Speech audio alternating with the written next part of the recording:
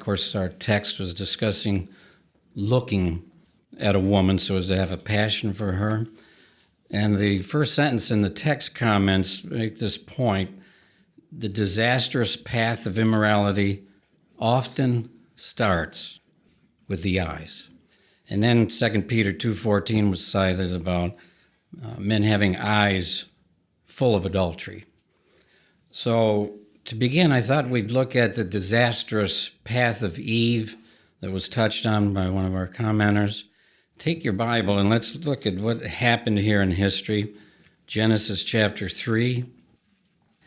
And obviously, in his superhuman intelligence, Satan knows about the eyes. And so we need to be warned by this path, this disastrous path of Eve that Satan took her down. Now let's read Genesis chapter 3, starting with verse 1. Now the serpent was the most cautious of all the wild animals of the field that Jehovah God had made. So it said to the woman, "Did God really say that you must not eat from every tree of the garden?" At this the woman said to the serpent, "We may eat of the fruit of the trees of the garden, but God has said about the fruit of the tree that's in the middle of the garden, you must not eat from it. No, you must not touch it, otherwise you will die."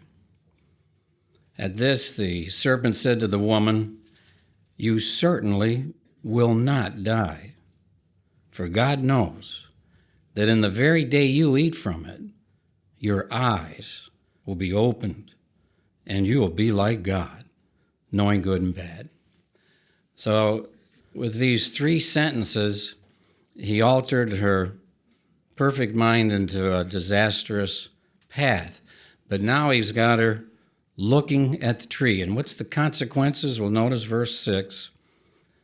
Consequently, the woman saw that the tree was good for food, and that it was something desirable to the eyes.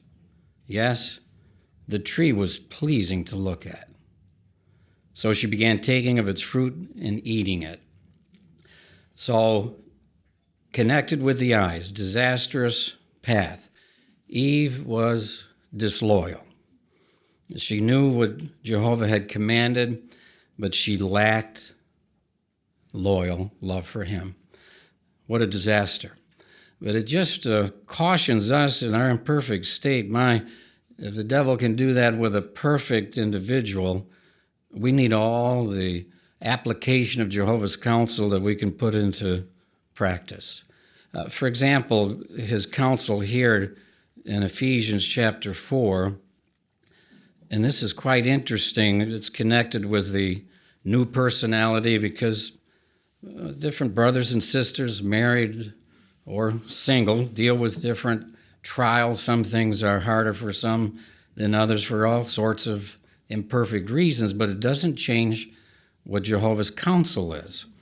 And all of us, regardless of whatever we have to deal with personally, this applies to us. In verse 24 of Ephesians chapter 4, that we should put on the new personality that was created according to God's will in true righteousness and loyalty. See, there it is, loyalty.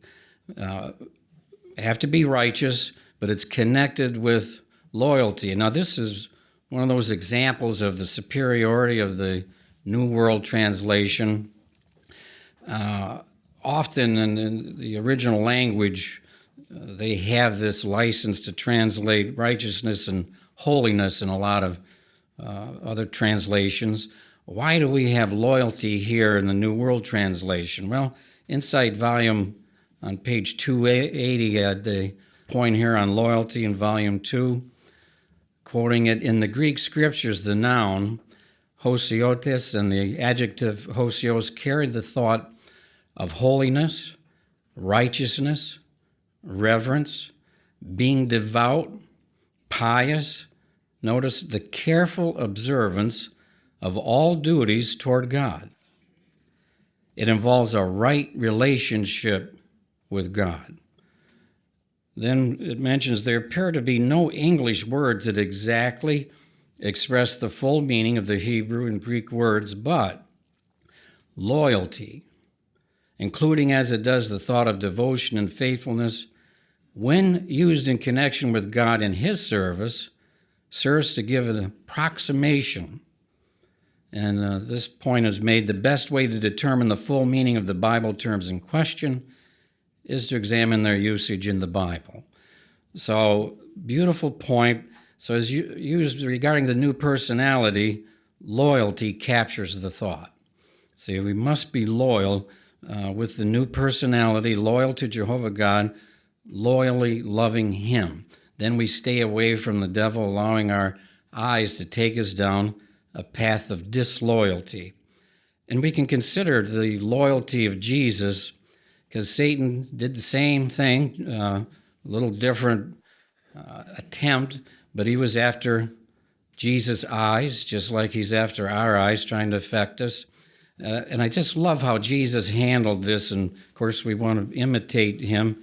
Matthew chapter 4. Matthew chapter 4.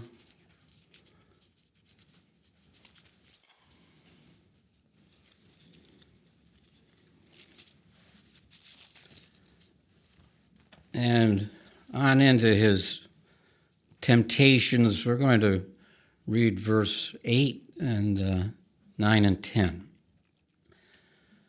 of chapter 4. Again, the devil took him along to an unusually high mountain and showed him all the kingdoms of the world in their glory. So he's got his eyes involved here.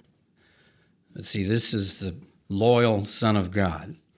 So Satan says to him, all these things I will give you if you fall down and do an act of worship to me. And notice the conviction, the loyalty of Jehovah's precious Son. Jesus said to him, go away, Satan, for it is written, it is Jehovah your God you must worship, and it is to him alone you must render sacred service. Isn't that priceless? The conviction, go away, Satan. See, Jehovah alone. You can feel his loyalty there, and that's what we beg Jehovah to help us to do, whether you're married or single, because that strengthens the marriage, the loyalty and the new personality.